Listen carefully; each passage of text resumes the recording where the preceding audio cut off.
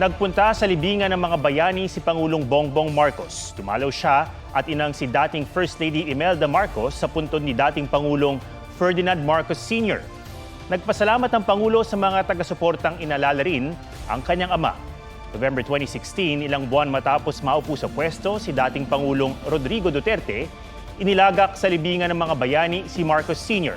sa kabila ng petisyon sa Korte Suprema para harangin ito. Isa ito sa naging basihan ng alyansang Marcos-Duterte. Pero kamakailan, sinabi ni Vice President Sara Duterte na ipahuhukay niya ang labi ng dating Pangulo at itatapon sa West Philippine Sea. Tinanong tungkol dito ang Pangulo. I'd like to ask of your thoughts about the statement made by the Vice President about the remains of your father.